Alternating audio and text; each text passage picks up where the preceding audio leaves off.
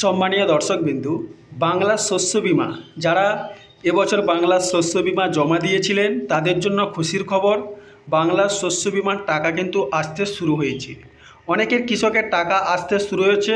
তো বাংলা শস্য বিমার টাকা যে এসেছে আপনাদেরকে সে প্রমাণসহ দেখিয়ে দেব, এবং আমার নিজের যে বাংলা শস্য বিমার টাকা এসেছে এবং আমার টাকা কত এসেছে, কত আমি জমা দিয়েছিলাম, সমস্ত কিছু আজকের ভিডিওর মাধ্যমে দেখিয়ে দেব এবং আলোচনা করে দেব।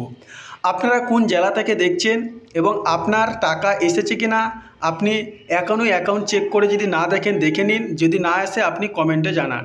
তো দর্শকবিন্দু, তার আগে একটা ছোট্ট রিকোয়েস্ট করবো, আমার চ্যানেলে আপনি যদি প্রথম হয়ে থাকেন অবশ্যই বন্ধুরা চ্যানেলটি একটু সাবস্ক্রাইব করে পাশে বেল আইকনটা ক্লিক করে অন নোটিফিকেশন অন করে রাখবেন। ভিডিওটি অবশ্যই বন্ধুরা একটা লাইক করবেন। তো দেখুন বন্ধুরা, এখানে ভালো করে একটু খেয়াল করুন। এখানে Bajaj NFT Bajaj Allianz general insurance co আমার ঢুকেছে 1123 টাকা, এবং যে ডেটে ঢুকেছে সে ডেটটা দেখুন 14 জুন, তার মানে কালকে আগামীকাল টাকাটা আসছে। ঠিক আছে, তো 1123 টাকা আমাকে আমার বিমার পরিমাণ টাকা, কারণ আমার জমি অল্প আছে সেই হিসাবে আমাকে 1123 টাকা আমাকে দিয়েছে।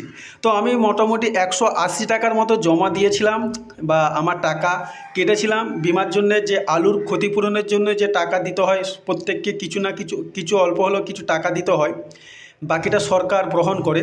তো আমাকে সেই হিসাবে 180 টাকা মানে লেগেছিল। তো সেই হিসাবে আমার টাকার পরিমাণ হচ্ছে 1123 টাকা। এবারে যে যেমন জমির পরিমাণ বিমার জন্য ক্ষতিপূরণের জন্য জমা দিয়েছিলেন তাদের কিন্তু বেশি টাকা ঢুকেছে, অনেকের 15,000 10,000 আমাদের এইদিকে ঢুকেছে।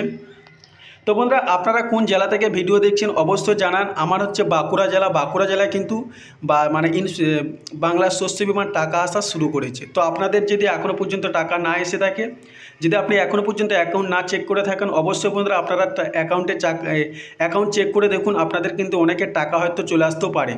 তো দর্শকবৃন্দ, এই ছিল আজকের আপডেটটি ভালো লাগলে অবশ্যই বন্ধুরা একটা লাইক করবেন।